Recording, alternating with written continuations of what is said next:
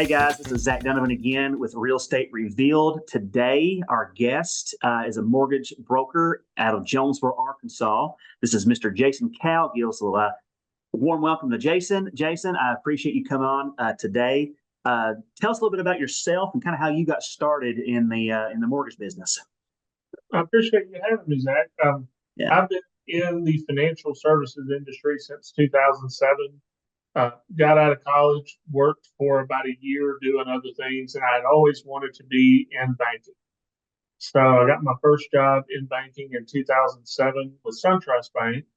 I'm originally from North Mississippi, right outside, just south of Memphis, Tennessee. And so I started in branch banking, worked my way up to being a loan officer, doing residential and commercial loans. And then as my career progressed, I realized I really liked the residential lending side more than anything else. And so in 2015, I made the jump just to secondary market mortgage lending, what I call permanent mortgages, your 30-year fixed, FHA, VA, that sort of thing, versus the bank stuff where it's a short-term balloon or an adjustable rate. And those definitely have their place. And I refer that kind of stuff routinely when it's because my big philosophy is whatever makes the most sense for the client. And there's different types of financing for different goals and different time horizons. So what I do is the long term, either owner occupied or investor, where you buy and hold a property for a long period of time, where you want to get that fixed rate and that regular monthly payment. I got you. So what's the biggest difference between branch banking and what you're doing now, as far as being an actual mortgage lender?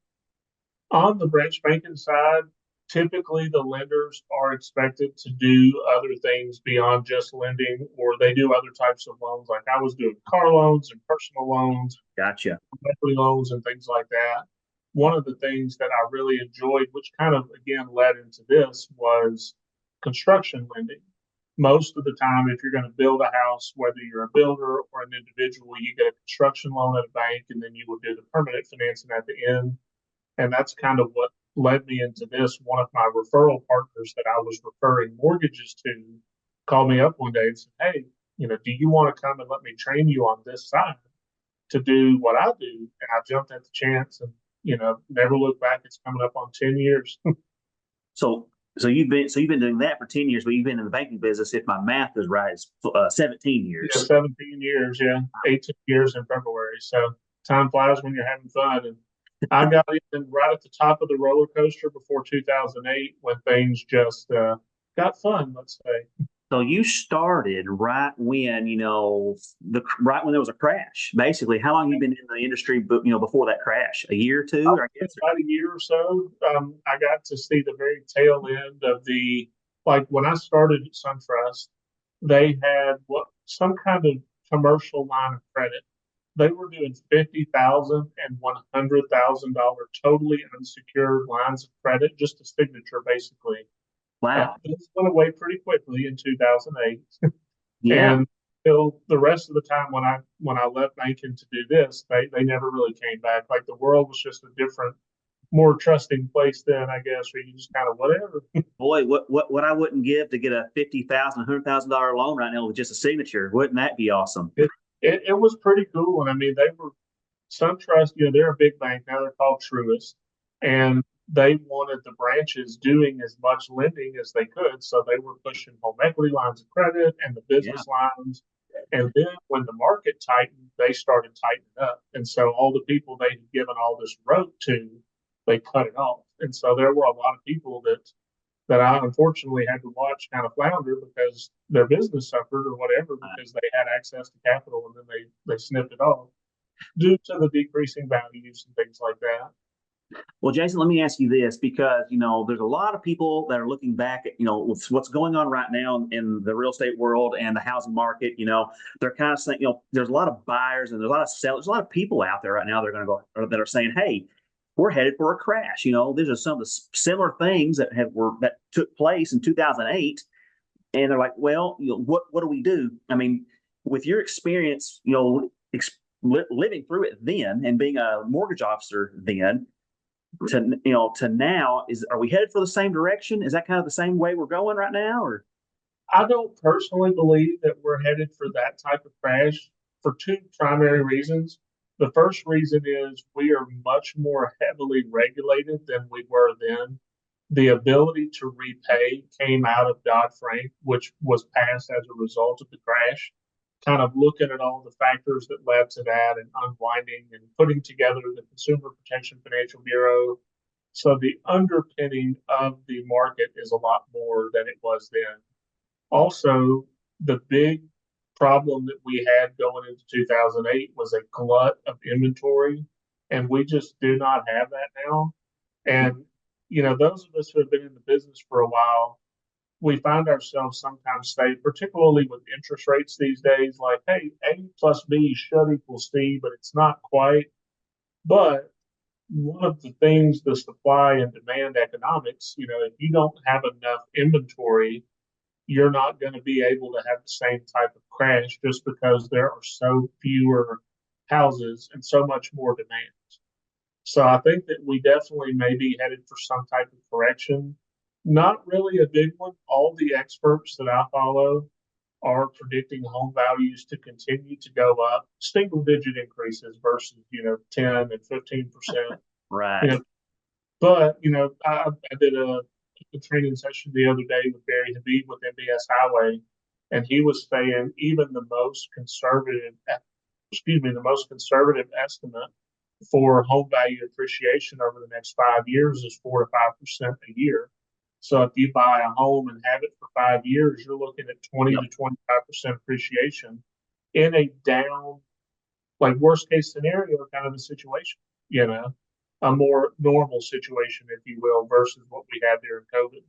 So those appreciation rates was that a kind of a nationwide average, or is that kind That's of kind of a nationwide average. And one thing, the media, for whatever reason, is very anti-housing market. I don't know why. They just really seem to enjoy cherry picking data. And, one thing a lot of people have heard in the last couple of months is inventory is way up. Inventory nationally is way up, but because of Texas, Florida, California, inventory in the markets that I cover in Arkansas and Mississippi and Tennessee and Southeast Missouri, they are not way up. We do have more right? houses that are on the market, but if they sit for 30 or 45 days versus 10 days, that's still historically very low and very quick Right. to move. Well, I think you hit the nail on the head there. Nationally, our housing inventory it is going up. It's gone up quite a bit. However, when you look at that comparatively to pre-COVID, we're still way down. I Oh, don't have those exact numbers in front of me right now, but I mean we're still we're nowhere near what we were pre-COVID levels as far as the the houses on the market. experts that I follow call 2019 the last normal year that we've had because we're still not really back to normal. And that's kind of what they compare. What's it going to take to get back to normal? And we're still nowhere near those levels of inventory and days on market and things like that. Well, And when you mention back to normal, what does that mean? I mean, what anything what does have to happen in your mind, in your terms, we're not gonna hold you to it, but what does a normal market look like and what would it take for us to get there? I mean, what in your opinion? in a kind of normal market, they say that there are at least 3 months of housing inventory. And again, that's in the area where the media kind of cooks the numbers because when you factor new construction in, that throws off some calculations because when you've got a house that's started but not completed, you can't sell that. You can sell it, but it's not going to close until the house is done. So a Yes. normal market is anywhere from 3 to 6 months of inventory. And over the course of COVID, at times we had less than 1 month, like point Right. 0.6, point 0.7. And I that had houses selling hours. can be insane, no appraisal, no home inspection type of nonsense that happened. And, that was not good for, the market does what the market does. But it just wasn't good. And we don't need to get back to that. Now, and I do know as a whole, if you're looking at the nation as a whole, I mean, you really can't because there's different bubbles, there's different niches. In fact, I just sent an email to a potential client today, a house he's trying to sell. He's frustrated. He's going, "Hey, it's been sitting in the market for 60 days. What's going on?" I'm like, "Well," I went and I just looked it up. I said, if I'm looking at our data correctly, we're looking at about 45 days, which is still low. At the same time, you have to look at the big picture for each area. That 45 days that he was looking into, he's like, "Why is my house sold?" Well, we have a $500,000 home, and all the comps are running at about half of that. Your house is going to sit. Do I have the exact number? I have no idea. I'd say at least twice as long. If it, Yeah.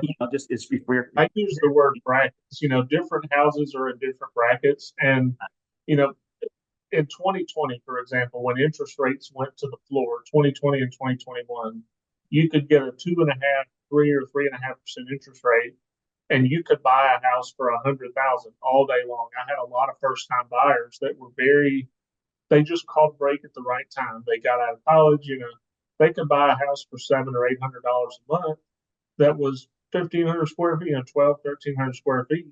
Now, 4 years later, rates are double that. Real rates are around six, upper fives, low sixes, depending Right. on the program. But that $100,000 house is now 175, Right. and there aren't really many habitable houses that are less than 100,000. When people say, "Man, I really want a $600 or $700 payment," I'm like, you're talking about $75,000 or less with taxes and insurance and everything. That's a tall order nowadays, and I don't think housing prices are going back to that. And that is again very localized. If you're talking Jonesboro, Arkansas versus Corning, Arkansas, difference in there, but it's a different market. And I think that people's expectations really got out of whack during COVID, from the buyers to the agents to the mortgage people. We forget that those weren't normal times. Rates are not supposed to be in the twos on 30-year loans. That was government money buying and manipulating the market, and that people got used to that, and it's to their own detriment. Do you think that getting back to normal, pre-COVID levels, right? We're talking about inflation was out of control, after everything happened, and we won't necessarily get into that here, but it is starting to come down. But with supply chain issues, it's hard. It just costs more to build now. If you have that same $100,000 home at 1,200 square feet, and it's now 175, we understand. During COVID, those prices, they went up. They were inflamed, and now that inflation has come down, it doesn't seem like those prices are come down. So does that mean that these builders and these suppliers are pocketing the difference? That leads to a great point, because a lot of people, when they hear the word inflation means too much money chasing too few goods, so prices go up. And the government has done, by and large, a good job of doing what they can to control and combat that, and real inflation has come down. We just got our CPI numbers, the consumer inflation numbers yesterday, and they are down. But what a lot of people don't realize is that inflation over time doesn't go backwards. So if the price of goods goes up, there's a reason that a loaf of bread is more than it was in 1950. It's because over time, the bottom moves up. So like you have the waves, but the bottom kind of goes up over time. So even though the supply chain, we no longer have 15 or 20% real inflation, because the numbers when they were at 8 or 9, those weren't real inflation numbers. Those were leaving a lot of things out. But now that they have brought that in control, the bottom has been permanently raised. And I don't think that we're going to go back, because that would be considered deflation if true prices went in reverse. And a lot of us think that we want that, but the experts that I follow, and they've addressed that, and say that wouldn't be a good idea, because then you deal with other possible issues if things are, going backwards, because the government has very limited tools in their tool belt to combat deflation like they do with inflation. So basically, when I hear that deflation, it's not a good idea. If that were to happen, what happens with people's appreciation? Basically, their home, if it's worth, if it appreciates at 5% a year, then all of a sudden you see a depreciation of, or, well, I guess Yeah, nothing appreciate exists in the it, bubble. right? They lose value. I tell people all the time, and it sounds really good because it is so much more expensive, it seems, to live now than you see these memes about, hey, in the 1990s, Al Bundy was a shoe salesman and they had this house. But Yep. nothing exists in a vacuum. So if you want things to progress, that means your house, your car, your wages. Like it's a much bigger picture. And when you get much deeper into that, that's kind of above my level of knowledge. But, I just always caution people, make sure that you're looking at the full spectrum and everything, because it's kind of like looking back at the good old days. When you talk to somebody that maybe you were a kid and you thought, man, it was great in the 90s. And then you talk to an adult and they're like, yeah, it was, but boom, boom, boom. So things don't exist in isolation. And if you move one variable, it's going to ripple in other ways. I've always, I always wondered that when I was, growing up when I was younger, everybody always said, well, back in my day, that candy bar was, now it's $2 or whatever it is Mm, now. And back in my day, it was a quarter. I'm going, or a nickel or whatever it was. I'm going, well, I don't think I'll ever see that. So I'm going to go ahead and buy right.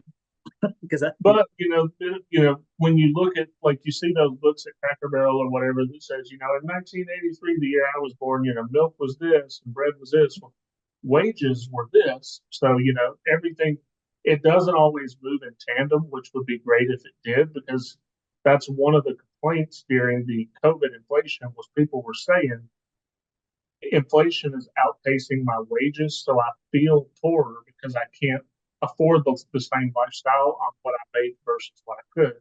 And that's a very real complaint and concern where, lifestyles have not been able to keep up because real wages are not increasing as fast as inflation. I know in 2021, when we got the Social Security, they got their COLA adjustment for cost of living, it was almost 8%.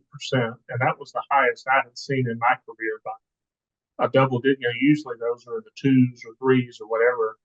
And so the government was trying to offset that. But I mean, it really did for a lot of people feel like my wages aren't going up, but everything else is my bread, my milk, my interest rates, my car insurance and home insurance. And that's a big part of the market that we're dealing with now is the rapid cost of home insurance because of not only the cost of the materials, but the shortage in the providers, contractors. A lot of people got out of business during COVID. There aren't as many builders or general contractors, plumbers, electricians, and those are graying industries. Like my dad is a retired auto mechanic, and that's something he's talked about for years. Is there aren't enough new young people going into those trades to meet the demand, because the demand is not going down for plumbers, but the number of plumbers that are growing old and retiring is outpacing the new people coming in. So it just makes things more expensive, and I don't really know how to solve that problem because it's kind of a more macroeconomic problem. right. Sounds like something our new president needs to handle. So we're going to jump forward on that. Yeah. Now, you have been in the business long enough to, go through a couple of different presidential cycles, right? So, in your experience, we're coming up on a presidential election. Typically, in your experience, what happens, right before and then right after, once whoever's named president, you know, it seems like there's a slowdown right now when you're talking to other agents as far as, hey, there's not a whole lot of people moving, but it seems like the more experienced agents who've been through this says, hey, you wait till afterwards, Right. it'll pick up. Is that the case?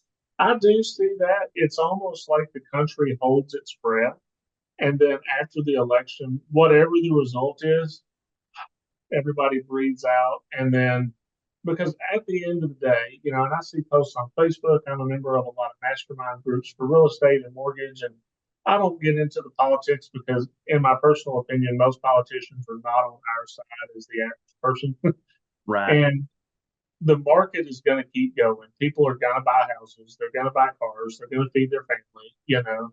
And the uncertainty leading up to the result is more market moving or more damaging than the result in most cases. Now, we could get We could get, a dictator in there one day. I mean, but for the most part of my career and my 40 years on this earth, life chugs on for the most part, and the worry and the anticipation tend to be overblown because every election, George Bush Jr. was the first time I was able to vote at 18.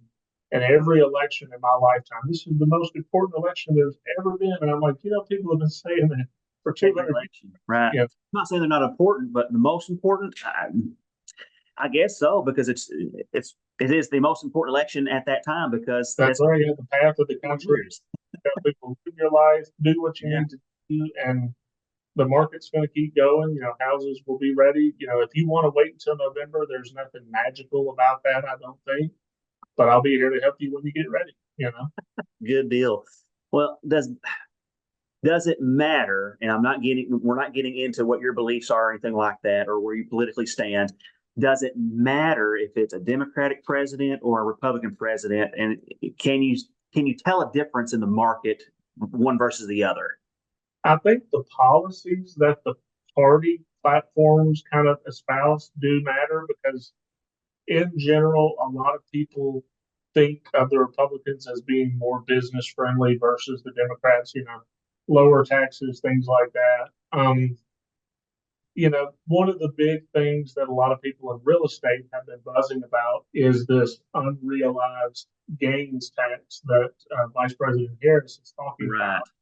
Yep. And there's a lot of conflicting information out there about that. So, but I do know from a pure, logical standpoint, if you tax people on the gain that their house or their retirement account or whatever has without there being an actual taxable sale, that is probably going to have an impact on people's decision making because they don't know from year to year what their liability is going to be with that, and So for those out that's there a lot. that do not know what unrealized gains are, could you explain that real in layman's terms, fairly quickly and what that looks Yeah. like? So basically, if you buy a house that's $100,000 and over the next 5 years, it goes up 5% a year. So at the end of year five, it's worth 25% more. It's worth 125,000. Under our current tax laws, you don't owe any taxes on your equity because it's only paper equity until you sell your house or until you do a home equity line and borrow the money or something like that. Right. So what is being reported is that the Democratic platform has this proposal that, hey, we're going to look at your equity, whether it's yearly or whatever, and we're going to tax you on that increase, even though you're not benefiting from it at all. And that's what so many people are worried about. Well, rightly so. If you have to get, depending on I guess it depends on your That's tax, outside of your what you be taxed.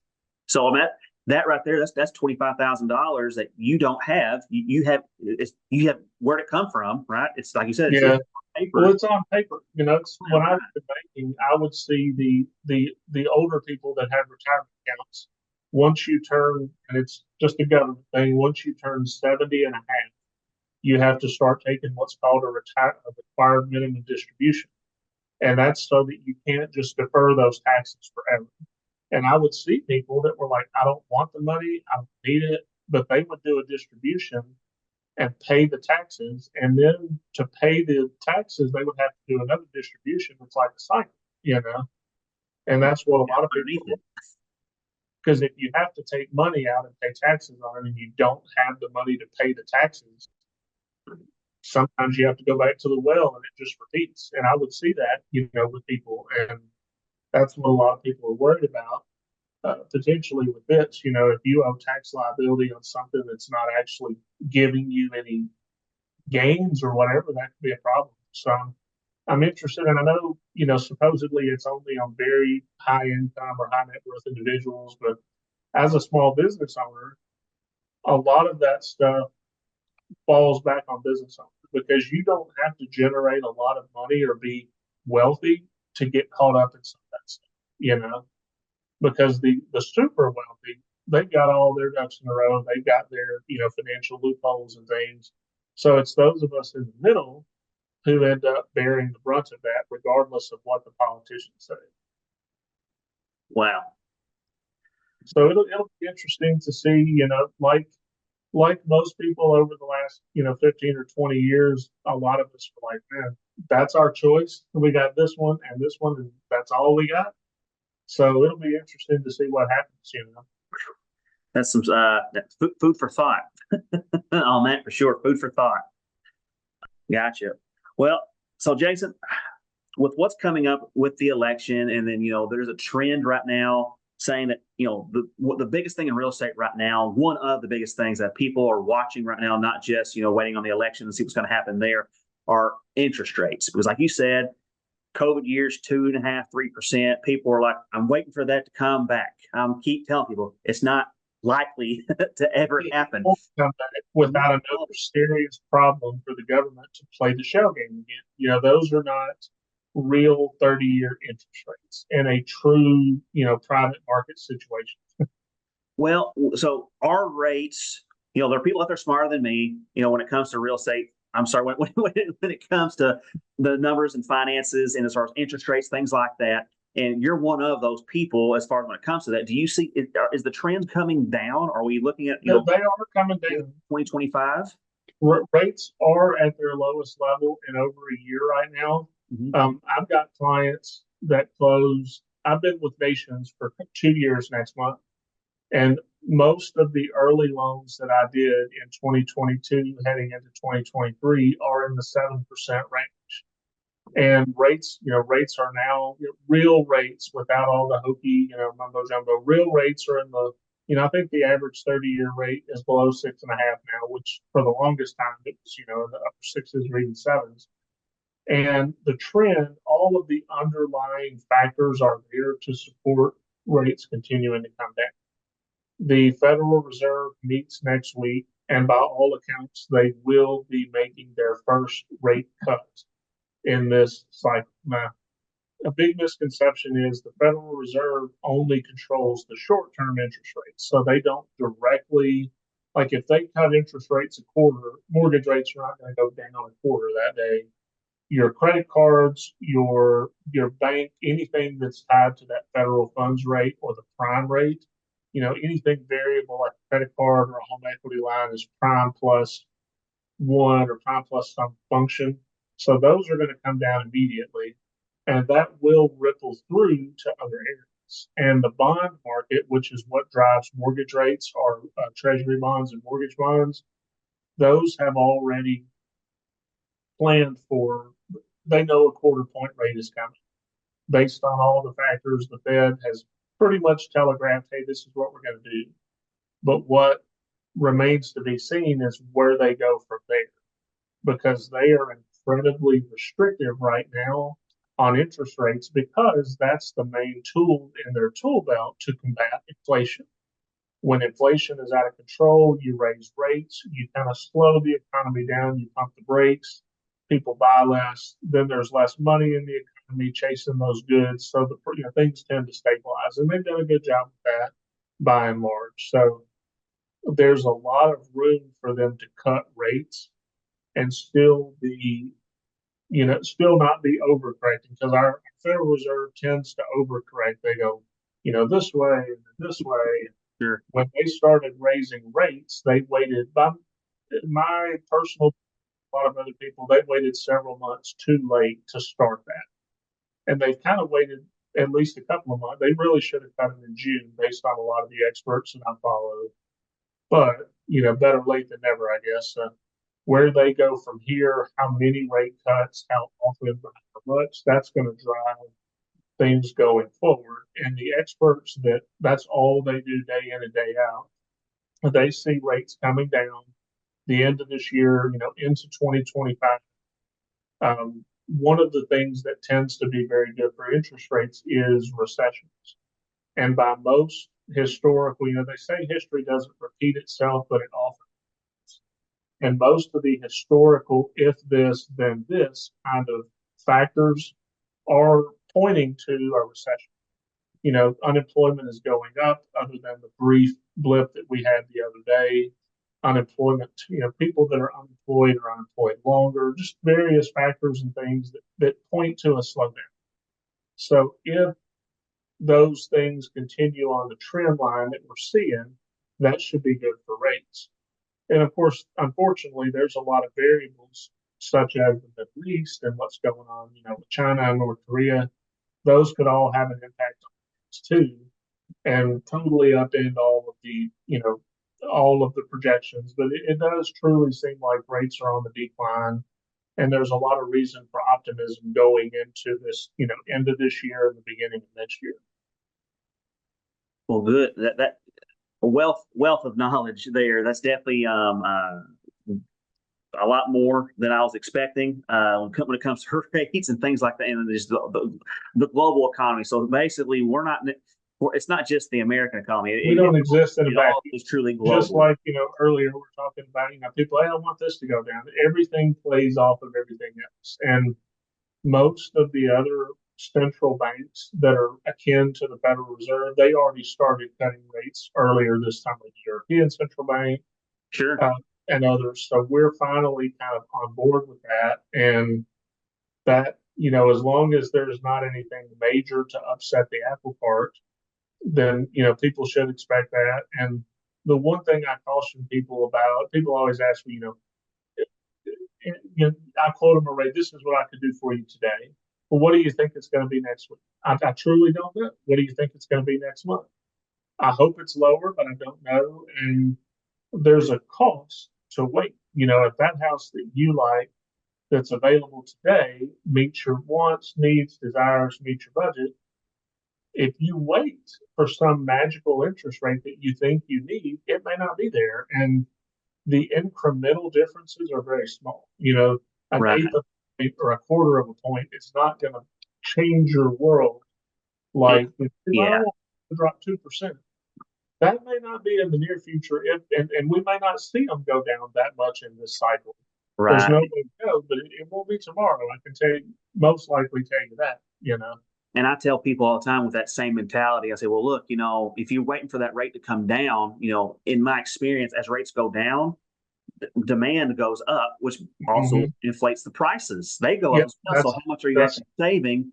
that's Plus, exactly what I was going to on go. the I've got other side of that is say that's not the case. If you wait 2 years or a year, or whatever, for that rate to go down, where you're missing the appreciation as well. you're missing So that 5% a year. And one of the experts that I follow has a tool called the cost of waiting, and I run it for clients all the time and show them, or rent versus buy. There's a lot of great tools, and I show people, knowledge is power. And that's a right. lot of times people build it up in their mind something. It doesn't exist in a vacuum. So if rates are 6 and they want them to be at 5.5, like you said, waiting is gonna the house is going to be 5% more, or you're going to have more competition, so they're going to bid that price up. You may not come out ahead at all, or you may go Yeah. backwards, because if rates go down significantly, there's a lot of people on the sidelines waiting that are in a 2 or 3% loan, that are 4 or 5 year. All of that messed up the normal buy and sell cycle. The average person used to Yep. buy and sell in 3 to 5 years. And there's millions of people across the country sitting in a house that they no longer feel is their best. They've had more kids, or this or that, or the area has changed, but But they feel trapped by that interest rate. they're So if still, yep, rates yep, go down they're 4.7, trapped by it. Yep. they're going to jump, and they're So going to be your competition. last opinion prediction. At what interest rate is all this going to bust open? Once that rate hits this number, when the floodgates going to open? What's your thought on that? There's a lot of people that think when real rates get into the mid fives that it's gonna kind of open a lot of doors, particularly on refinances, because there's a lot of people sitting at Probably a one of them. 2.75, Yeah. 7 quarter, when they can save a good, point and a quarter, point and a half over where they're at. That's going to drive a lot of people to do that. And there's also a lot of people that are going to see the math start to work a little better, because 2 years ago, 18 months ago, when rates were 7.5, 7.75, it was hard to tell that person that's at 3.5, hey, you can sell your house to someone and go buy your same house and double your payment. That didn't make sense. No. Those, Well, you're right. yeah, and those, there's going to be a lot of people that see that jumping off point of, hey, I'm ready to make a move now and make that, or Yep. they get transferred or whatever, you know. So I think we're coming into those times because, there's so much hokiness around interest rates where different lenders will throw out a rate and then there's a paragraph that long at the bottom with, 800 credit score, $500,000. Most people are not going to qualify for that rate. And the real 30-year average interest rate, when that continues to drop, that's going to be what drives people in because in our part of the world, we don't see a lot of 800 credit scores that put down 20%. So the Uh, rates on those teaser rates, our people aren't getting those. But when those rates are in the fives, I think that's what's going to drive a lot of people to really make that next move. It's a very exciting time to be in real estate because with the changes with the NAR lawsuit, a lot of the part-time non-professionals are probably going to be moving on. They're not going to find that they can succeed in this new environment.